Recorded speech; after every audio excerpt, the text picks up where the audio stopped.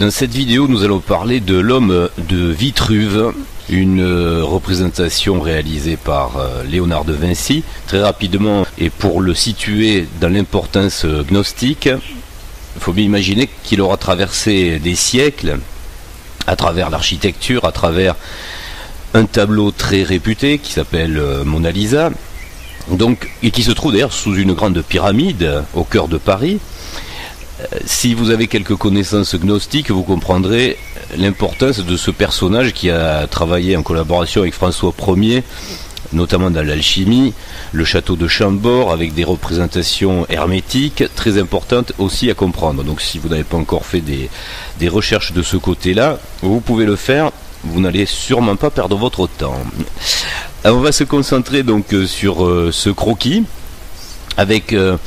je le laisse à disposition dans la vidéo, mais je vous conseille plutôt d'aller ouvrir une image bien plus précise et bien plus grande que vous trouverez dans Google Images si vous tapez bien évidemment homme de Vitruve. Alors, pourquoi c'est important de décoder ce croquis?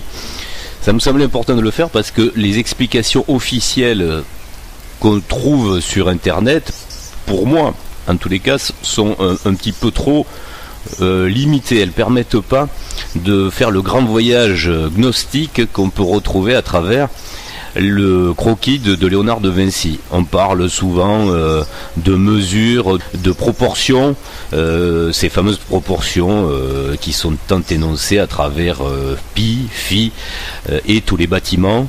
On vous dit en général, pour qu'un bâtiment soit beau, soit équilibré, il faut qu'il possède une symétrie et des proportions parfaites qu'on retrouve donc dans l'homme qui a des proportions lui aussi parfaites et le reflet aussi donc d'une composition de la nature. Alors ça c'est un petit peu rapide comme interprétation, c'est vrai que ça tient debout aussi, mais pour aller plus loin, je vais vous le prouver avec l'image donc sous les yeux. Vous allez comprendre quel est le message du maître de Vinci qui va au-delà de la perfection des proportions. Donc, j'espère que vous avez l'image sous les yeux. Voilà, le temps pour vous de l'ouvrir. Comme ça, nous allons l'analyser ensemble. Alors, on s'aperçoit qu'on a bel et bien un homme nu, comme ça on peut se rendre compte de toutes ses proportions et de toute sa morphologie. On peut même vérifier que c'est un homme puisqu'on voit qu'il y a un pénis. D'ailleurs on y reviendra un petit peu plus tard dans l'explication. Alors, en général, Léonard de Vinci, qui possédait une grande intelligence de suggestion, ne fait rien par hasard. Et dans chaque croquis, dans chaque peinture qu'il a réalisée, on parle du code de Vinci. Il y a un code, mais il faut peut-être pas chercher quelque chose de très complexe dans l'analyse du code de Vinci. Il faut tout simplement laisser parler son intelligence ou sa logique mathématique, sa logique aussi d'idées, sa logique d'image. Et là on s'aperçoit donc qu'on a un homme qui se décompose en deux hommes. On revient à ce que j'ai pu évoquer dans notre vidéo, donc l'homme multiple, l'homme qui se croit être seul mais en fait qui ne l'est pas. Et cette image est là pour nous le prouver, qu'on a bien un moi et un surmoi. Le moi, je reprends de nouveau un petit peu l'explication, c'est votre mental, votre conscience incarnée qui croit être donc un corps, une bestiole qui évolue dans un espace 3D. Et là, Léonard de Vinci plaque à cet homme un autre homme différent, mais qui fait partie du même. C'est bien ce que ça veut dire, puisqu'on n'a pas pris le soin de dessiner deux hommes, c'est-à-dire un qui aurait les pieds ancrés sur terre et l'autre qui est en lévitation. Donc je m'explique. On voit dans cette représentation donc le même homme, mais dans deux états différents. Alors le premier état, c'est l'état que vous connaissez tous quand vous êtes dans votre conscience de tous les jours, votre conscience physique pris dans la matière, c'est-à-dire les pieds sur terre. Donc vous regardez bien, l'homme qui a les pieds sur terre, c'est celui donc qui a les jambes serrées, les pieds touchent bel et bien le sol, représenté par le carré, et celui-ci a les bras en croix perpendiculaires au corps. Alors, au passage, vous noterez quelque chose de très important à comprendre. Celui-ci, donc, qui est l'homme terrestre, qui est la conscience terrestre, il a le pénis en position basse, donc il n'est pas en extase. Il a les bras donc perpendiculaires. Et vous, si vous faites bien attention, vous remarquerez des liens. Il y a des liens au niveau des poignets, au niveau de l'avant-bras et au niveau de l'épaule. Donc ça veut dire que cet homme, celui qui est terrestre, donc sa conscience terrestre, elle est bien enchaînée. Et elle est enchaînée d'ailleurs à tous les niveaux. C'est-à-dire que cet homme, il est fixé, non seulement par les bras, mais aussi par le cou. Vous remarquerez une droite qui traverse le cou, une droite qui traverse au niveau du pubis, au niveau des genoux. Donc ça veut dire que cet homme est lié de toutes parts. Cet homme est fixé. Alors cette notion est très importante à comprendre parce que Léonard en fait veut dire par là que l'homme terrestre, donc qui est dans sa conscience terrestre, est attaché à la terre et donc à ses lois physiques. Et il s'inscrit dans un carré. Le carré donc qui est une forme qui dans la nature n'existe pas. Un carré parfait est toujours le fruit d'une création humaine. Alors que le cercle est une représentation géométrique naturelle que vous allez retrouver absolument partout dans la nature. Que ce soit à travers les plantes, que ce soit à travers la forme d'une goutte d'eau, le cercle parfait, donc la nature crée des cercles parfaits, mais ne crée pas des carrés parfaits. L'homme crée des carrés. Donc l'homme est un constructeur particulier, il s'inscrit dans un carré. Après, si on va plus loin dans la mathématique, et là on va aborder donc le mystère un peu de pi, un carré est fini. C'est-à-dire que, par exemple, le carré dans lequel s'inscrit ce bonhomme pourrait très bien mesurer 1,80 m par 1,80 m. Une dimension donc arrêtée. Par contre, quand on calcule la circonférence d'un cercle, et là c'est le deuxième homme qui s'inscrit donc dans le cercle, sa nature est infinie. C'est-à-dire que nous sommes, symboliquement je parle, puisqu'après, nous, évidemment, rapporté à nos proportions humaines, quand on fait de la construction ou de la physique, on va s'arrêter à une certaine proportion qui nous intéresse. Au-delà, on s'en fout un petit peu. Mais dans le calcul mathématique, le calcul précis d'une circonférence de cercle est infini, puisque vous allez multiplier par 3,14 et 3,14 lui-même est infini, donc vous avez un résultat infini. Voilà. Donc j'explique cette notion parce qu'elle est importante dans le sens où on inscrit l'homme qui n'a pas les pieds sur terre, donc le deuxième homme dont on va parler, on l'inscrit dans une notion d'infini, alors que le premier homme s'inscrit dans une notion finie, c'est celle du carré. Pour parler encore de ce premier homme, faites très attention on va parler de ses mains, donc l'homme qui est en croix, c'est-à-dire avec les bras perpendiculaires au corps et qui est attaché, et qui est donc sur terre, qui répond aux lois de la gravité, aux lois physiques.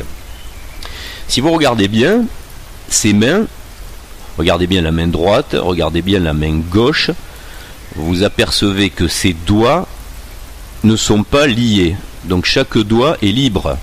Vous remarquez le pouce libre, l'index libre, le majeur, l'annulaire, l'auriculaire, que ce soit sur la main droite ou sur la main gauche, ces deux mains sont libres, elles ne représentent donc aucun symbole. D'accord ? Voilà, donc là on a fait un petit peu le tour de ce qu'il y avait à comprendre de l'interprétation de l'homme terrestre, celui qui a une conscience terrestre, qui est ancré donc au sol. Et pour faire un petit résumé rapide, donc qui est l'homme qui répond aux lois physiques, à la gravité, qui a les pieds ancrés au sol, dont le pénis est en position basse et qui est lié, qui est attaché. Donc c'est pas un homme libre et qui ne fait aucune symbolique particulière manifestée par ses doigts, par ses mains. On va parler maintenant du deuxième homme qui est beaucoup plus intéressant, celui que vous avez du mal en fait à retrouver en vous quand vous n'êtes pas connecté avec votre soi supérieur, votre ange gardien, vous l'appelez comme vous voulez une fois de plus. Ce deuxième homme, Donc c'est l'homme plus difficile à retrouver, à imaginer. C'est un peu le travail, et c'est même grandement le travail qu'on vous demande pour cette fin des temps, c'est de vous connecter à ce deuxième homme qui est en vous. Parce que c'est lui qui va vous donner les clés de l'autre monde. Et dans cet autre monde, nous sommes sur des lois différentes. La preuve, vous n'êtes plus inscrit dans un carré, mais vous êtes inscrit dans un cercle. Ce qui vous permet, en gardant les mêmes proportions, c'est ce que Léonard a bien dessiné, ce qui vous permet de ne plus faire partie des lois de la gravité, puisque là vous avez bien vu que les deux pieds ne touchent pas le sol. Donc cet homme ne répond pas aux lois physiques de la gravité. On est d'accord? On poursuit le raisonnement, on monte un petit peu plus haut. Au passage, vous remarquerez que ce deuxième homme n'est aucunement lié. Il n'a pas de lien.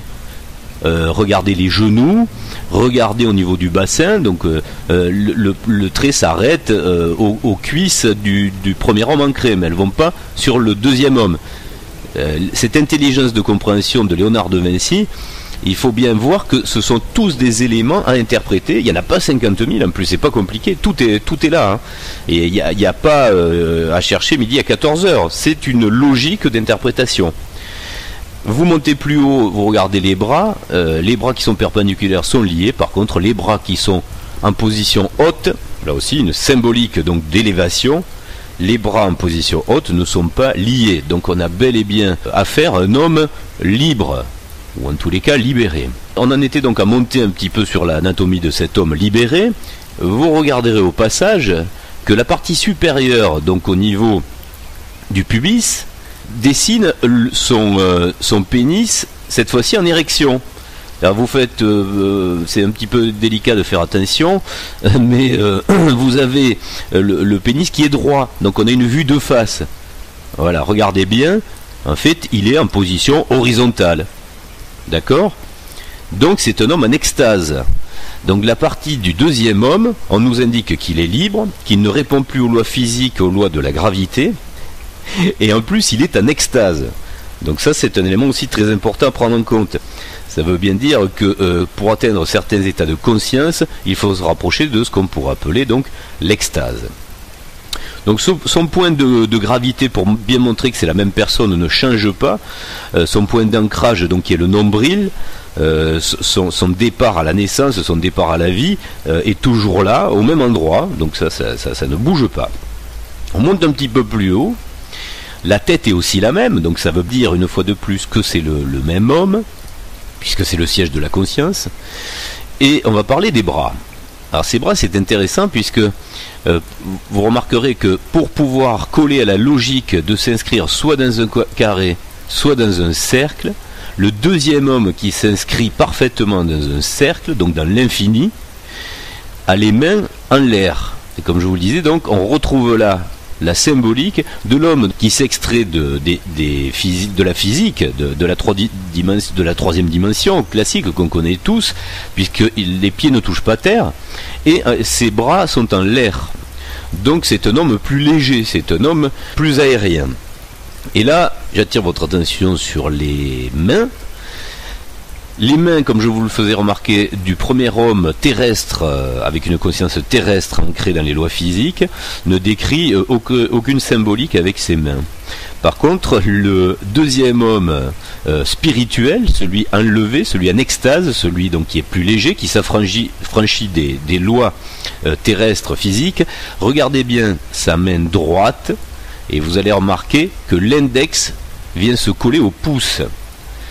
Sur sa main droite, hein. Sa main droite, regardez bien, on ne voit pas l'index déployé comme sur toutes les autres mains. Donc ce signe fait par l'homme de Vitruve sur sa main droite est bien le 666. C'est-à-dire qu'il rejoint le pouce et l'index et il garde le majeur, l'annulaire et l'auriculaire déployés, ce qui est le signe du zen si vous voulez vous référer aux cultures orientales. Et qui peut représenter, dans les archétypes maçonniques, et certains diront même satanistes, mais bon, là on verra que, si vous écoutez d'autres vidéos, que c'est quelque chose qui est un petit peu biaisé, qui a été récupéré, mais qui en fait a été dénaturé, mais qui représente pas forcément quelque chose de mauvais. Certains voudraient en faire quelque chose de mauvais, c'est sûr, mais à l'origine ça ne l'est pas. tout comme la pyramide, tout comme c'est symbolique. Si vous faites des recherches, vous comprendrez le bien fondé de toutes ces représentations et tous ces archétypes. Donc, cet homme du Vitruve, celui qui est spirituel, celui qui est plus léger, affranchi des lois physiques, nous fait un signe du 666. Bon, ça, il faut faire partie un peu de certains milieux secrets, ésotériques, pour connaître ça. Mais c'est bel et bien signalé. J'invente rien. De sa main droite, il fait le signe, il réunit le pouce et l'index. Donc ça existe. Donc celui qui ne saurait pas ce que ça veut dire, irait se renseigner et trouverait les significations, ou la signification, puisqu'il y en a plusieurs, mais celle qui vous convient le mieux et qui correspond à l'intelligence de ce dessin, rejoindra la même logique. Vous me comprenez bien. Voilà, donc on a fait le tour de cet homme de Vitruve, enfin pour ma part, ce qu'il y avait à en comprendre. Donc une fois de plus, on est dans un message d'une importance capitale. C'est ce qu'il y a à comprendre dans votre schizophrénie, dans votre dualité propre. C'est que vous avez une intelligence à déceler qui va au-delà de vos pensées, au-delà de votre disque dur interne, là, de votre cerveau, de votre mental. Il faut arriver à se connecter à ce deuxième homme, celui qui a franchi des lois physiques, celui qui vit dans un autre univers, on va dire, dans une autre dimension. Sinon, à quoi servirait ce dessin ? Parce que la version officielle, en général maçonnique, c'est de ne parler que des proportions. Et c'est vrai que c'est important d'évoquer cet aspect-là. Mais ça, c'est rester encore une fois dans des proportions terrestres et dans des proportions physiques de la matière. On parle de mesures, de doigts, de mains, de bras, d'avant-bras, etc. Donc, on ne s'extrait pas de la matière et de ses proportions. Alors que, pour aller plus loin dans l'interprétation de ce dessin, il a une dimension extraordinaire, une dimension spirituelle. Tout est signalé à l'intérieur, et pour en faire une dernière fois le résumé, à vous de trouver en vous le deuxième homme. Le premier, vous le connaissez bien, celui qui est lié aux règles politiques, économiques, sociales, de sa santé au niveau médical, qui est lié à toutes ces règles de la matrice. Celui qui est attaché à la matrice, celui qui est lié par les jambes, par le bassin, par les bras, par le cou, l'homme attaché à la matrice. Celui-là, vous le connaissez bien, c'est celui que vous côtoyez tous les jours, que vous voyez dans votre glace, dans votre miroir. Et celui qui vous permet de traverser le miroir, c'est le deuxième, à travers que ce soit des méditations, une prise de conscience subite ou lente.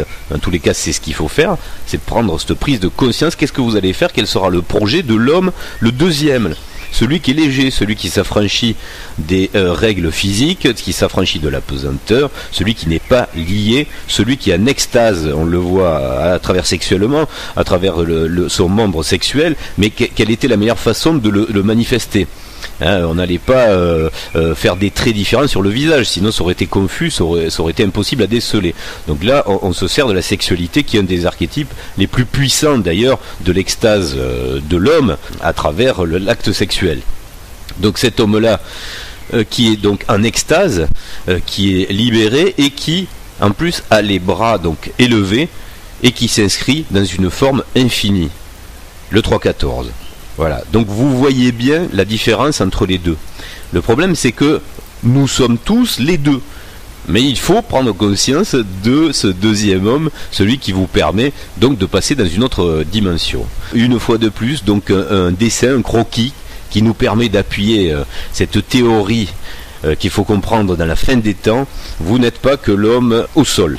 Juste pour terminer, dire que si nos gouvernants le font par inconscience ou que ce soit fait par intention, en tous les cas, vous retrouvez comme par hasard sur votre monnaie européenne cet homme du Vitruve. Donc vous êtes constamment en contact avec cet archétype. S'il avait été relégué au fond des hangars du Louvre, s'il avait été oublié dans un petit coin, il n'aurait été accessible qu'aux gnostiques. Or, certains se sont bien évertués à vous le mettre sous le nez constamment, vous le touchez tous les jours, pour certains vous le regardez, d'autres s'en foutent complètement, mais vous l'avez sur vos pièces de monnaie. Donc c'est important. Voilà, après je ne vais pas m'étendre sur le sujet parce que là il y aurait beaucoup à dire.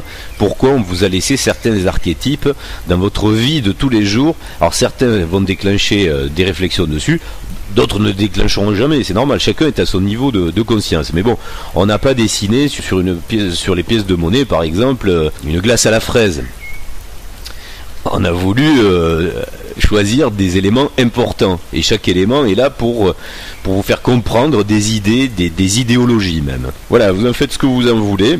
J'espère qu'en tous les cas c'est fait pour ceux qui veulent s'en servir. Ceux qui veulent pas s'en servir, évidemment, allez manger une glace à la fraise, il n'y a aucun problème. Et pour tous ceux qui veulent s'en servir, c'est un élément de plus pour vous conforter, vous qui êtes en train de faire un travail, une recherche personnelle, une recherche d'amélioration, une recherche spirituelle. Il y aurait encore beaucoup de choses à dire sur le travail de Léonard de Vinci. Cette vidéo, j'espère aussi, vous permettra d'aller encore faire vos propres recherches, et notamment sur qu'est-ce que Mona Lisa, pourquoi ce tableau est le plus connu au monde. Là, j'insiste bien, c'est comme l'histoire de mettre l'homme de Vitruve sur une pièce. Le tableau de Léonard de Vinci, Mona Lisa, est le tableau le plus connu au monde. Au Louvre, des milliers de gens défilent venus du monde entier pour pouvoir regarder ce tableau. À votre avis, pourquoi? Qui a installé cette importance? Pourquoi les gens le suivent? Et pourquoi il y a cette logique que quand le système dans la matrice veut apporter un archétype puissant, il arrive à le faire, et quel est le but? Donc je vous laisse à votre travail de recherche et vous verrez que tout ça rejoint absolument la même chose. Donc il n'y a rien à essayer de trouver dans un complot satanique ou catastrophique. C'est plutôt un complot, puisqu'il y a complot quelque part, puisqu'il y a toujours le bien et le mal mélangés. S'il y a complot du côté du mal, ça veut bien dire qu'il y a une force positive du bien quelque part. Donc à vous de vous positionner. Effectivement, vous pouvez continuer à rester dans le flou, dans l'abstrait, et d'être dans l'illusion totale qu'il ne se passe rien, alors qu'il se passe des choses, et rester dans le côté neutre du mal. Mais par contre, vous pouvez vous en servir pour comprendre où est le bien, aller le chercher en vous, surtout en vous, et de déclencher ce fameux processus qui va nous permettre très bientôt de basculer vers soit quelque chose de négatif, c'est vous qui l'aurez choisi, soit quelque chose de positif. Voilà, il faut juste se positionner actuellement. Je précise au passage, puisqu'on parle de Léonard de Vinci pour terminer, que puisque un grand succès de librairie était le Da Vinci Code, avec les versions cinématographiques, vous comprendrez bien que cet archétype est entretenu, cet archétype est développé. Une fois de plus, il y a le côté négatif et le côté positif. Côté négatif, c'est que cette œuvre a été complètement alambiquée, dénaturée par Dan Brown.